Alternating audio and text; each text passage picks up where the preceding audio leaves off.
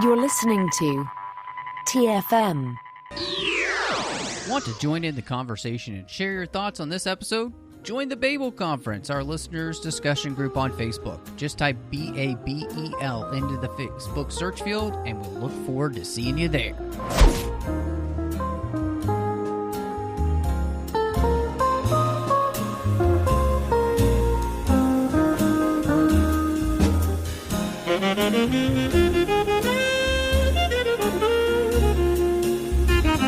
Hello and welcome to TFM's local watering hole for all of those franchises outside Star Trek that we love, and I am just one of the hosts here, Matthew Rushing, and with me, as she is every single episode, the one and only super secret agent, Christy Morris. Ooh, that's a good intro. Yeah, the president of the SOE. Yes, the SOE standing for Secret Operations Executive. Oh, I love it. Yes, that's you.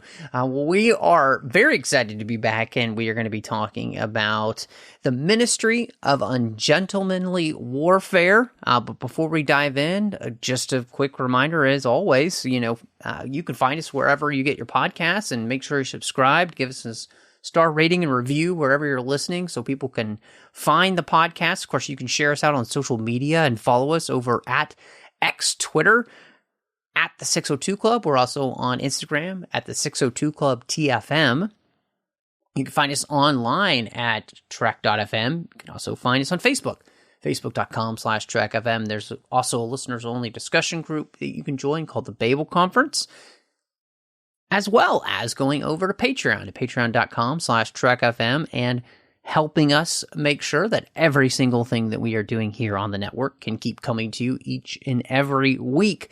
So, Christy, something that we were talking about here on the other side of the bar before we started recording was just kind of this idea of, how we came to covering this movie in the first place. And so I was really interested, what was it that had drawn you to this movie and made you want to talk about it? Well, I will say first and foremost, of course, it had to be the trailer and seeing Henry Cavill with a twirly mustache and making that face when he breaks into the room full of Nazi officers and is about to go crazy, where he sticks his tongue out. It's hilarious. And I went, okay, whatever this is, It looks fun and it looks like it might be historically related. So I was in for that moment as well. But also, I've recently gotten more into World War II related films. So I did, for example, finally see the Dunkirk movie. And then when I saw this one was coming out and had some historical relevance, was interested in this as well. So both for Henry Cavill and also the relation, even if just more dramatized version, historically related. Yeah, I mean, I'm right there with you in that, obviously Henry is a huge draw for me as well, being a fan. But like you, seeing that the trailer and the fact that this is based on actual historical events, I think one of the most fascinating things was to learn, especially even just coming into the movie, is that this was not a story that was known to anyone until it was declassified in 2016. So this is not a story that many people have known for a long time. We've only known for a few years about this story for the public. And so to me, that was also exciting. And, I love a good World War II film. And I also enjoy many of Guy Ritchie's films that he's done. We both really enjoyed The Man from U.N.C.L.E. He did, of course, like Sherlock Holmes. He's done a bunch of other films that I've enjoyed as well. And so to me, all of those things were things that made me actually want to see this. And so coming into it, I was very much looking forward to it, as was my wife. And so definitely had a good time going to the theater to see it in Dolby Cinema. You mentioned the idea.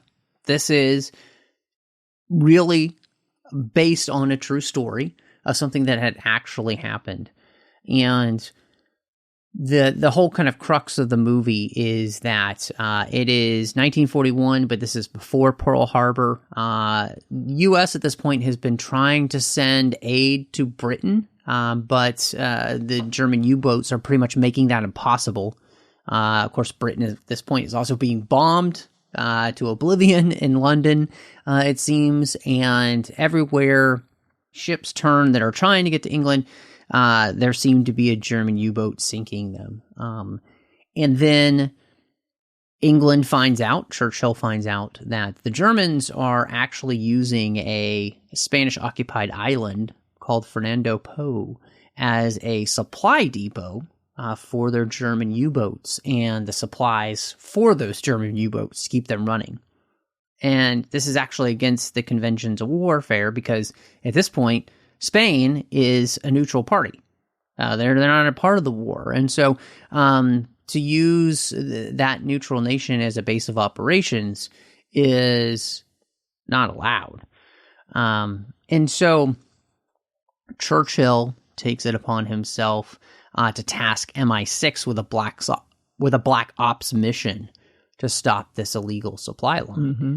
And so really, I mean, that's the basis for this whole thing. And of course, the prime minister here, Churchill, is doing this, and he realizes that if everything goes south, he'll be kicked out as prime minister because he'll be breaking international law. And so one of the most fascinating things about this to me, Christy, was this movie really does bring to mind a big question, which is when to break the rules. Mm-hmm. And I enjoyed watching the characters kind of struggle with some of these questions, especially Churchill, who he's doing this against the advice of all of his military officers. And yet he believes this and knows this in his heart, really, to be the right thing. And that it created obviously an interesting moral conundrum for him, but you know, I love that we're kind of dealing with that in this movie. Yes, absolutely. I think this is the big crux of the whole thing, because if Churchill, at least in the movie, we'll talk about for right now, we'll talk about what events were actually true or not in reality later. But for the movie, Churchill is in this situation where he had to decide, do we continue with what we think is appropriate and what usually would be considered part of conventional warfare if we're all following the rules? Do we surrender to a maniac like the rest of my cabinet is telling me we should? Or do we do a secret option C and go against everything that we would normally do, and try something completely out of the box and what someone could consider crazy? And he ends up deciding to go for option C. Yeah. And makes the wise decision to keep it secret, because obviously he would be immediately removed as prime minister if everyone found out. And I mean, possibly not be able to have the mission at all. The interesting thing here is that you really do come up with the question of, you know, just because something is against the law may not necessarily make it wrong, just the same as just because something is the law wouldn't necessarily make something right. Right. And, you know, that's really the problem that Churchill has here. You know, he realizes too, Germany is not above at all breaking the rules, and in doing so is about to destroy Britain. I mean, you know, if the German U-boats aren't stopped, and supplies are not able to come from somewhere to get to Britain, you know, Britain is not a self-sustaining island. Mm-hmm. And especially when it comes to food and all of those things, supplies for the war, it just doesn't have what it needs to be able to do that in and of itself. And so I love this too, because the choice really is coming down to, it's like survival or death, you know, and Churchill is very much aware of that. And so therefore, of course, because he's the leader of Britain, chooses what he believes is the best option. And I think on top of that, we have this other side of the argument that's being made by his military advisors who want him to surrender to Hitler. And he realizes there's no surrendering to this madman. This is not a person that one could surrender to and be okay. Mm-hmm. That if we did surrender to him, that, life on this planet may absolutely never be the same.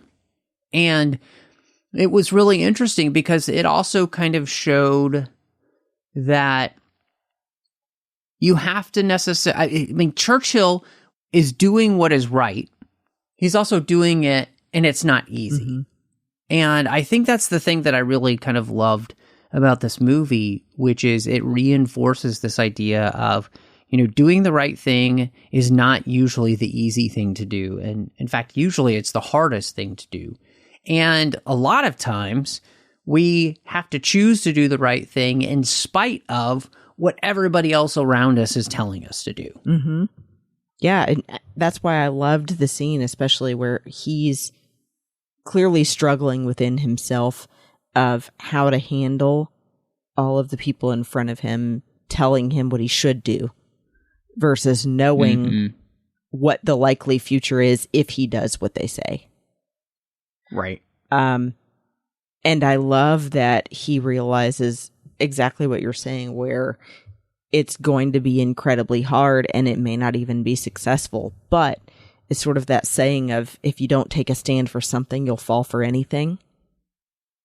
He realized he had to take a stand for this, because if there was ever a moment to say to yourself, what do I stand for? He realized that was his moment of, I'm not going to give my people up to this person. If there's anything I can do about it, even though it goes against everything that's allowed, the other side is already doing the things that are not allowed. So if we surrender, for example, that's still just following the rules of warfare. Right. Mm-hmm. To someone who doesn't follow the rules already. So what are they going to do to you if you surrender?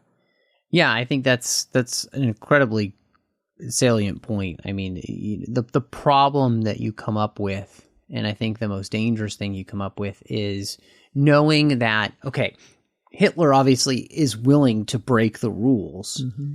If we surrender to a guy who is willing to break the rules, how's that going to help? Right. What else is at stake? Especially since, exactly. What I would say, especially since when you think of what we, and it's hard to put yourself in the mindset, because, at this point, Churchill doesn't have all of the knowledge that we have of all of the evils that are being done. But I think that he has some awareness of who Hitler is as a person. He sized him up morally and intellectually. And I think, what he sees here is a man who can't be trusted. And I really, I love this idea of him doing this. And again, in the face of everybody else telling him, no, this is not the right thing to do.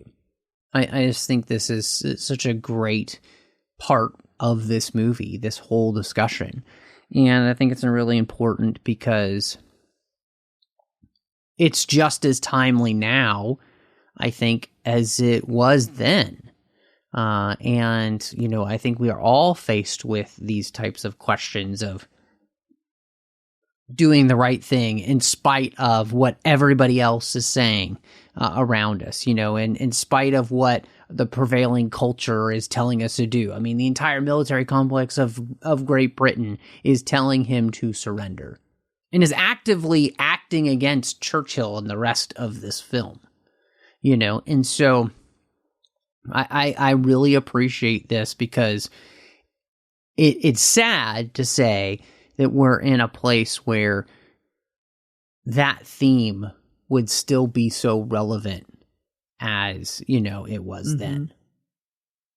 And, interesting too that he makes the decision, which isn't immediately obvious, I think, but to realize that it's not going to be as simple as having your existing enlisted people act this out.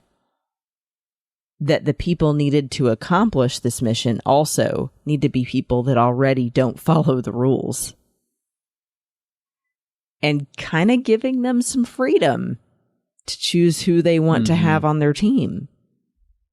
No, I think that's a great point. In the end, to have an unconventional mission, you need unconventional people.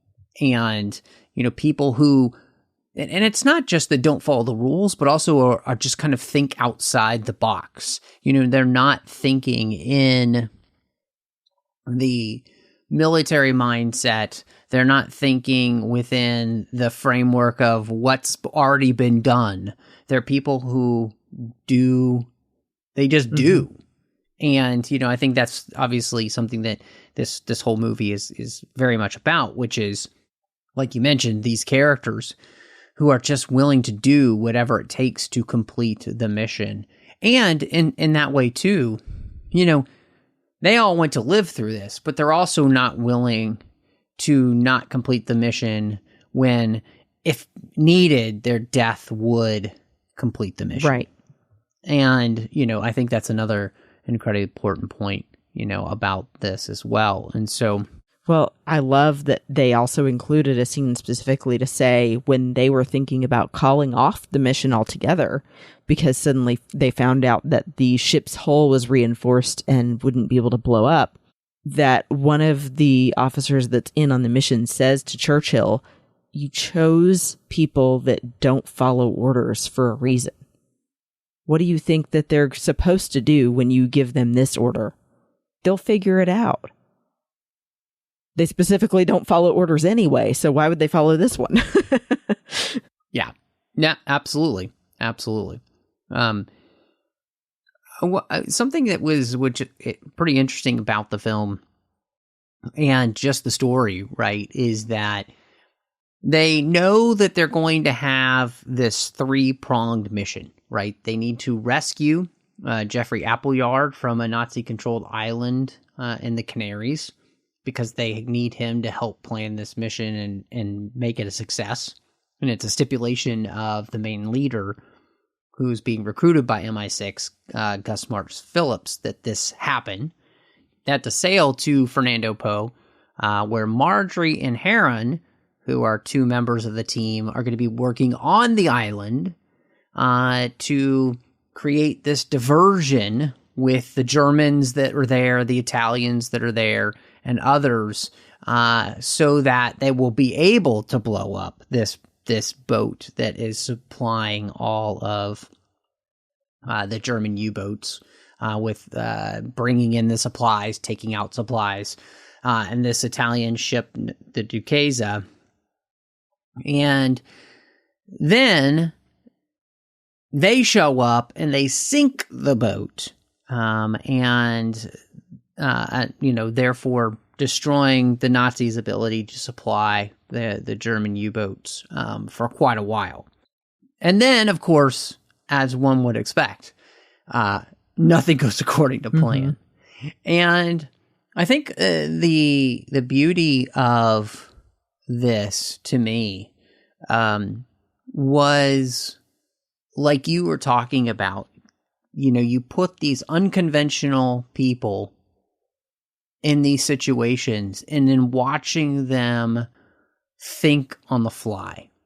And I found that to be really interesting to kind of watch it. We watch spy movies where people do this all the time.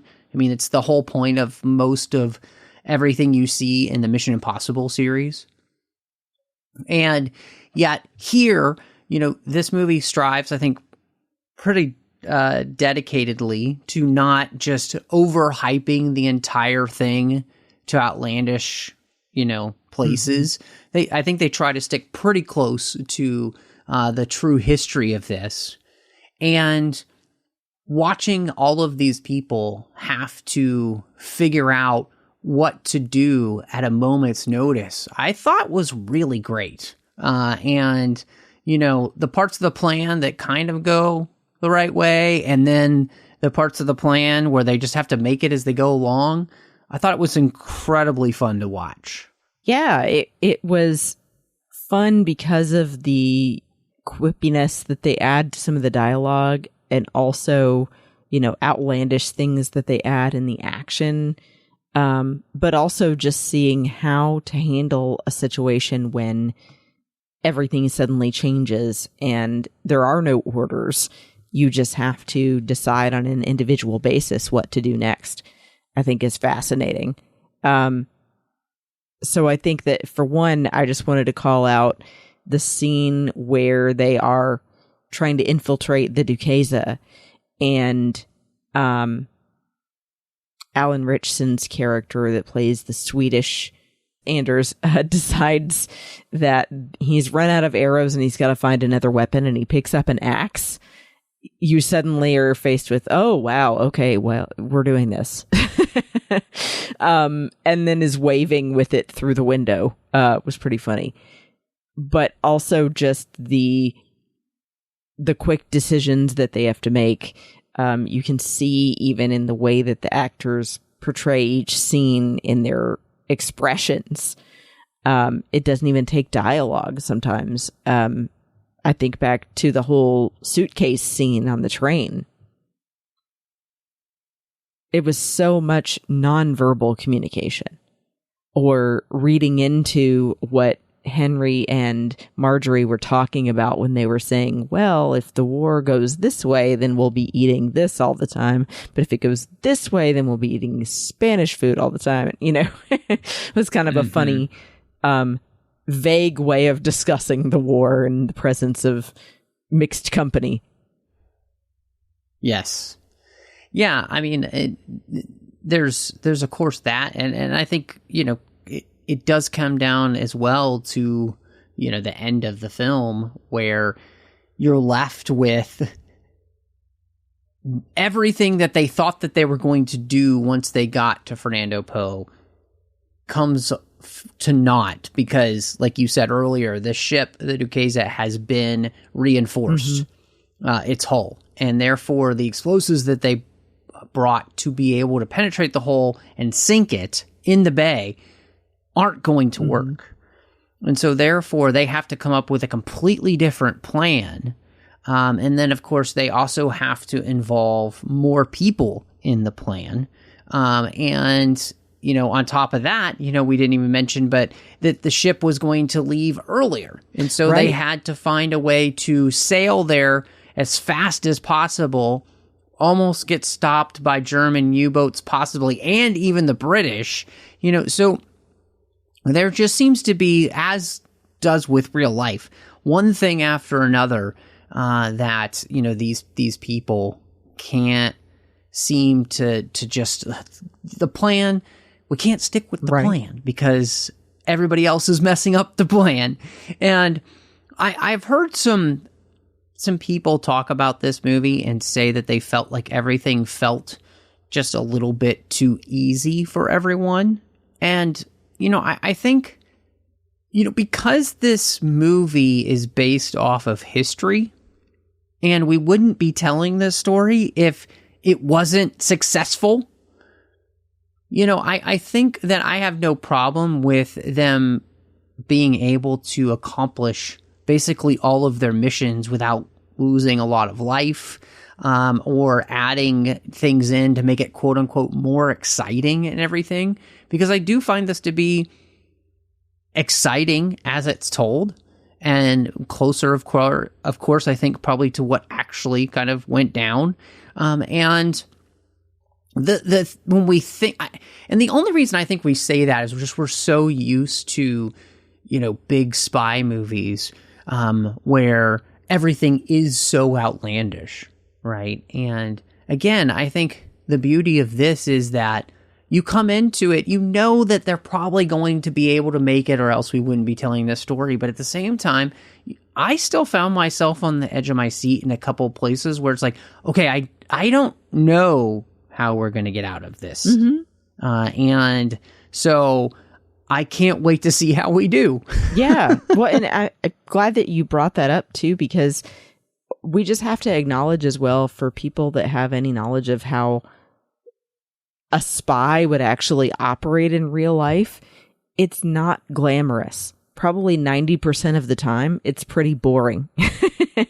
You know, I mean, the whole purpose of being a spy is that you are getting intel and you're being as stealthy as possible. It's not about coming in and doing a bang 'em up thing. It's not always going to be like entrapment where you're, you know, going over and under the lasers. And it's not going to be like this movie where everything happens in a short period of time, goes, you know, the way that you would like to sometimes, or has a lot of casualties. The goal would be to have as little casualties as possible and be successful with your mission.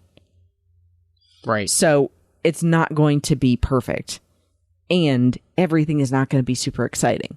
But also it needs to be said that for a movie to be watchable for most audiences, for something like this, there has to be some dramatization with the death count to make people interested. Sure. So they did that. Yeah. Yeah. And I mean, they added, I think, a couple of characters that, you know, you're able to do that with. And, you know, I would say probably the only thing you could probably do in this movie, in my estimation, to maybe make it even better would be to spend a little bit more time with the crew. Yeah. You know, and because I think it would help us to feel just a little bit more comfortable with, you know, when we do lose somebody. And so, but otherwise, you know, I think the way that this movie is set up and the story that we're telling, you know, it's not an overly long movie either, so they're definitely getting to the point of the story, and I think they're doing it in a way that makes it incredibly fun, and I really enjoyed. And so, you know, the cast of this movie obviously was a big draw for both you and I. You know, we both really like Henry Cavill, and him playing our lead here is Gus March Phillips, who is a real person and actually said to be one of the people that was one of the main inspirations for Ian Fleming's James Bond. Ian Fleming himself actually took part in this whole operation because he was working for the Secret Intelligence, or he was working for the SAS at this point. And so this, gosh, I mean, he's so much fun in this movie, and I feel like he's just relishing every moment that he gets to be on screen and kind of be this slightly unhinged and yet incredibly competent leader that people love enough to want to follow, which, you know, that's a tough thing, I think, to pull off in some ways, but he does a great job in this film.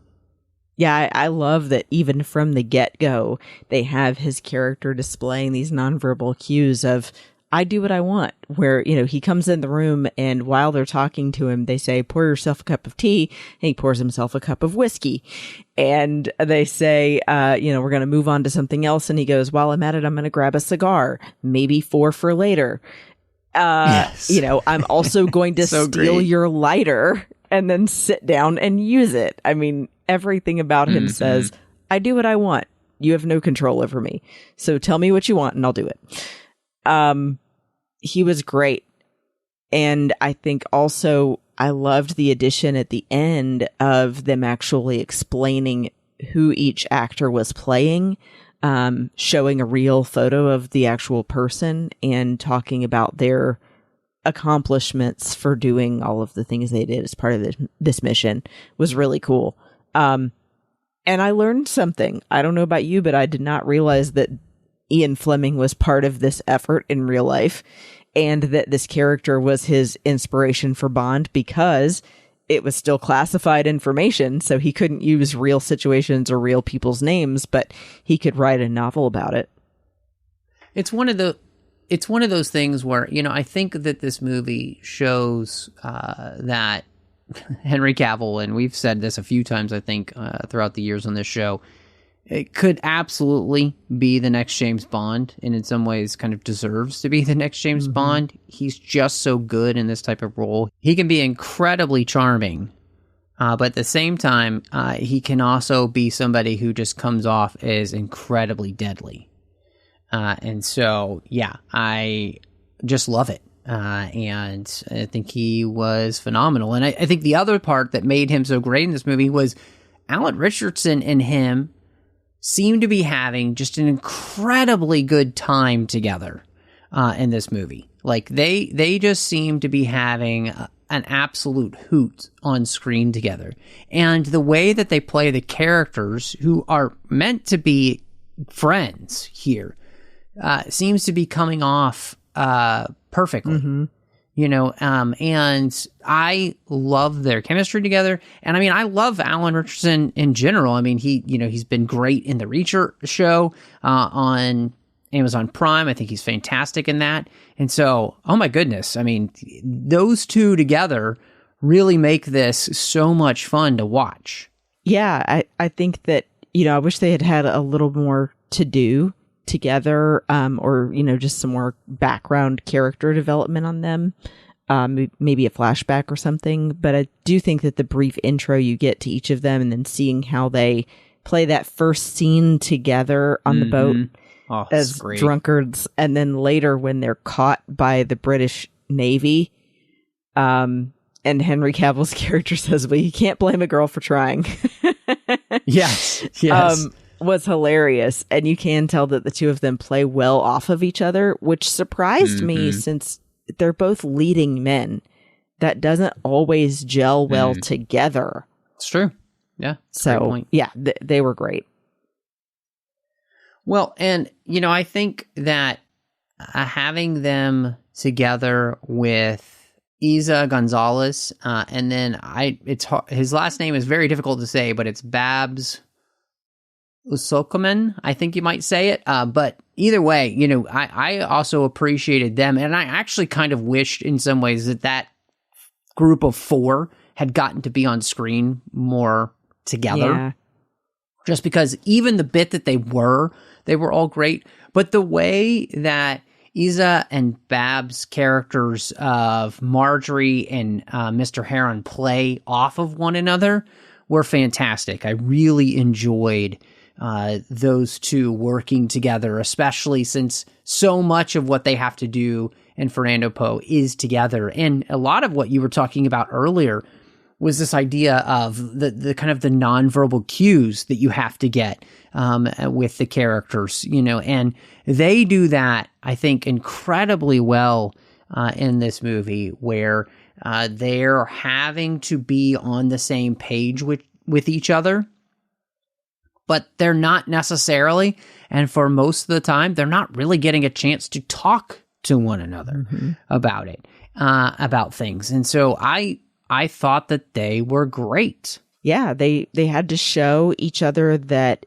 they trusted one another to do what they had agreed to, and to do it to the best of their ability, but also to be able to communicate with a look or, with a gesture, and know exactly what the other person meant was so vital. I can't imagine being actually in that situation in real life, because I will address, I looked at several articles, I don't know about you, about comparing which events were real versus the movie version. But the suitcase scene was real.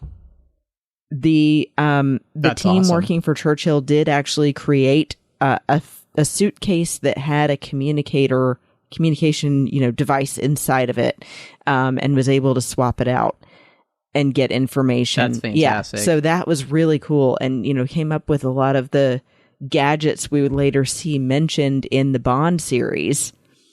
Not exactly the same ones, but very similar though. So I thought that was super cool. yeah, I think the two of them did so well. I wish that the scene where they showed off Marjorie's gun skills had actually had more involvement later in the movie, because I felt like they showed her off and then she was going to get to do something with it and she didn't. So, well, I liked, I mean, in that sense, what I really loved about that part of the film, though, with her, was that she proved herself to be somebody that these men could respect and look up to. And that I think one of the things it does is it lets you know in some ways that she can take care of herself. And so when you get to the end there, and she, shoots the guy, the German in the head, it's just such a delicious scene. And it's one of those things where it's like, they set it up so that you should have seen it coming that she was going to be able to take care of herself no matter what position she found herself in. And, and yet I think she does such a good job of playing as well that she's never always certain exactly how she's going to get out of a situation. When they bring her back to that tent and they're about to chain her up, and I legitimately do think that she is thinking to herself, okay, I don't know necessarily how I'm getting out of this. And so, and again, that's one of those places where I just think she does a really good job with that. And so, yeah, I mean, I think the cast all here is great. Carrie Elway's playing M is fantastic. The only thing I think, again, I mentioned, you could have had the movie be maybe possibly just a little bit longer, so we got more time to get a chance to know some of the other guys there that are working on the boat with our two main characters. But otherwise, I think it's great. And, the movie does what it needs to do. And so, the other really big part of this is all of the action that we get, of course, with, being on the Canary Island and, we're rescuing Jeffrey Appleyard. And then, of course, we have the stealing the Duquesa. We can't sink it, so we're going to have to steal it. And so I just, a big part of this movie, I would say a good third of the film is devoted to that last action sequence that extended where all of these dominoes are having to fall into place. So how did you feel like they did with the action in this film, and did they pull it off? I really enjoyed the action. I think that all of it felt, of course, a little bit dramatized about the body count specifically, but overall well executed. And I think adding in a couple of comedic elements as well. And then realizing afterward with reading on the background of this that a lot of the events, although dramatized, were things that really happened.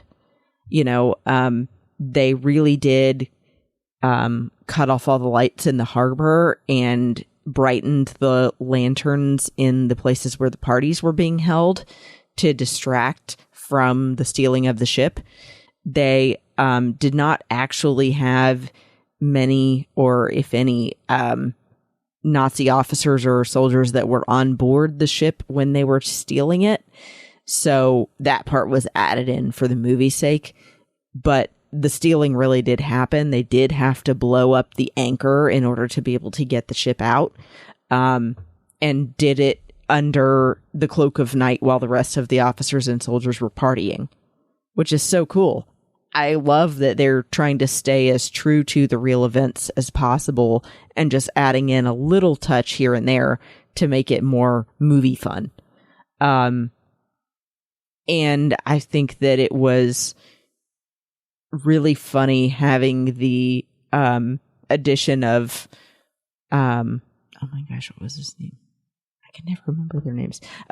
Anders with the bow and arrow, and then finding out that was something that he actually did in real life, because that was something he was used to doing back home, and he was very accurate.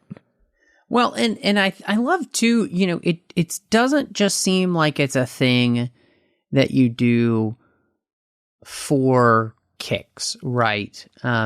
As of like this is going to be fun for the film. The idea of using a bow and arrow, the beauty of a bow and arrow is that it's silent, right? It doesn't make the noise, obviously, that even a silenced gun does. And so it comes in incredibly handy for them a few times. And so, I think the beauty of this movie is that the action is really well done. I think it's really well choreographed. The thing about Guy Ritchie is that he does this type of thing well. This movie doesn't necessarily have the over-the-top flourishes that a lot of his movies do. This is a lot more straightforward, but I think the way that he shoots all the action is really fun.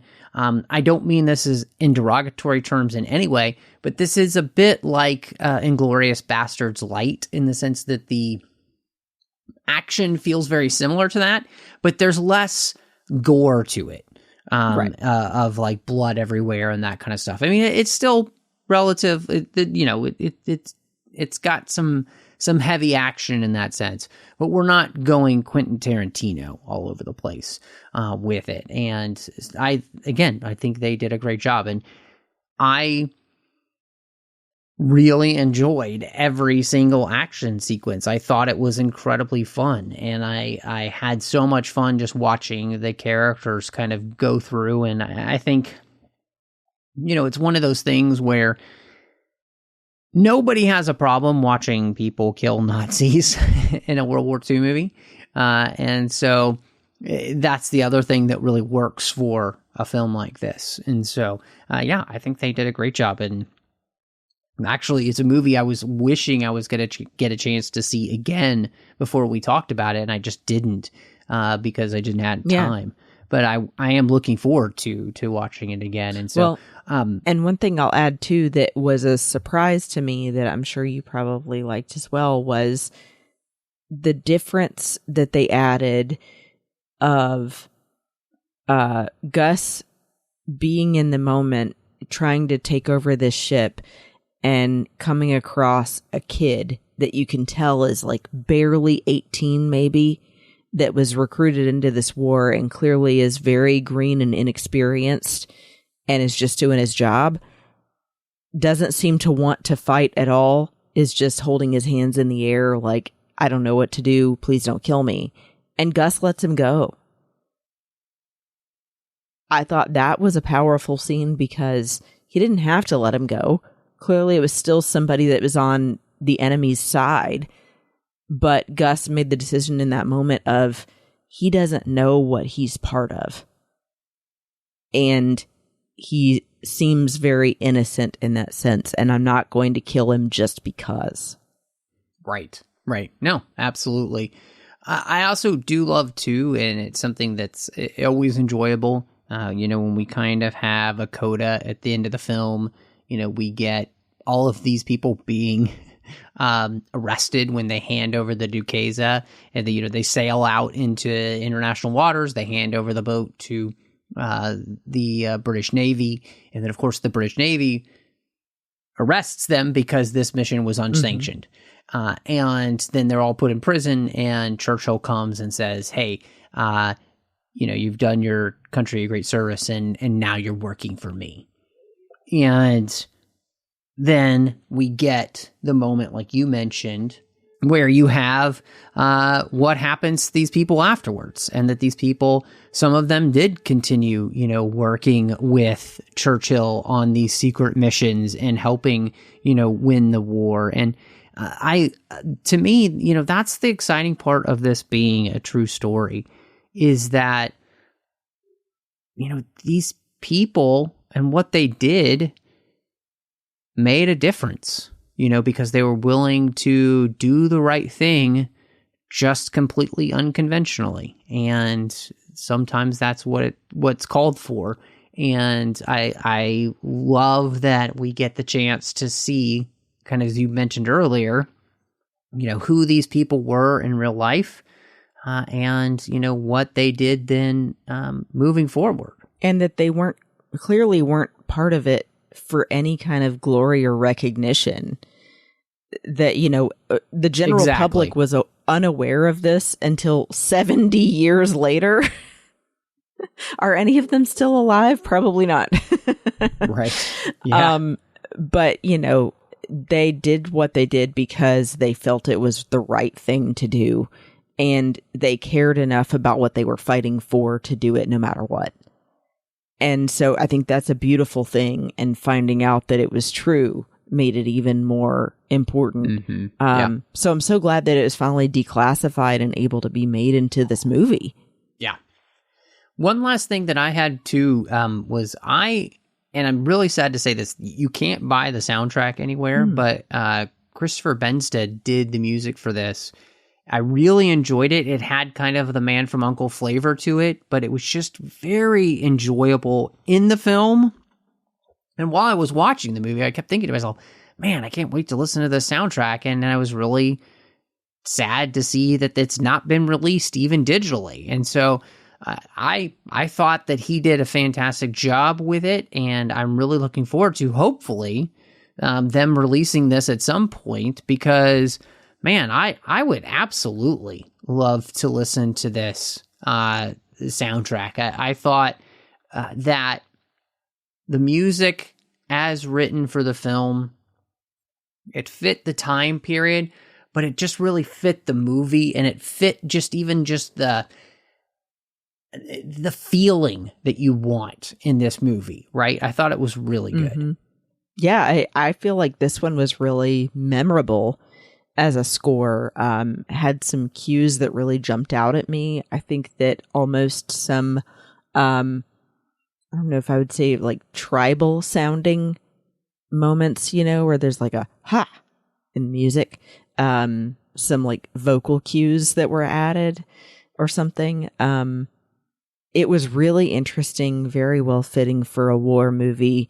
And I think also had some themes that stood out more than a general score that, is just okay.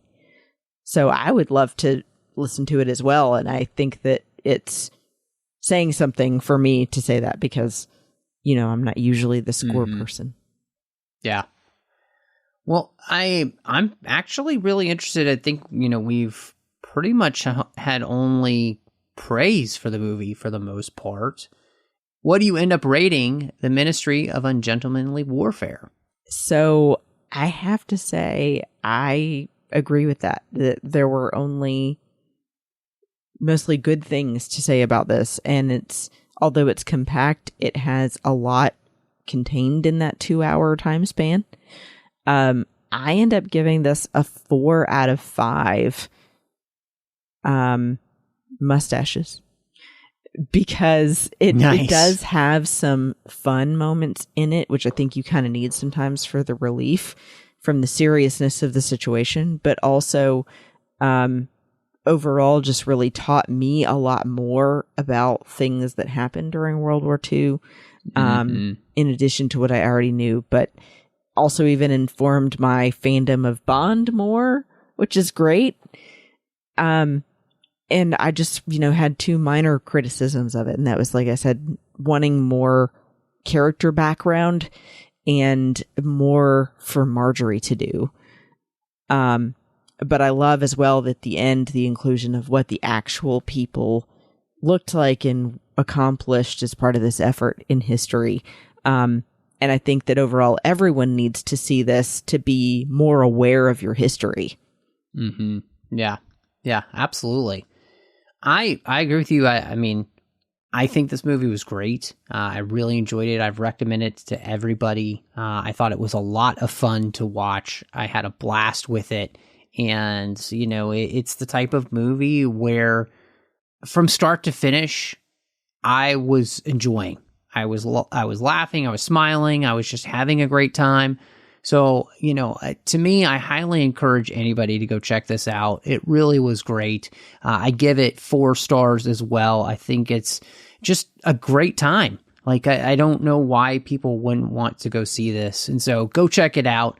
But Christy, if people wanted to see what else you've got going on these days, where would they find you? Yeah, well, and right before I say that too, I just wanted to mention that I've brought us a couple of new listeners. So hopefully they're listening right now. My fantastic. CrossFit coach, Andy, and his brother, Charles.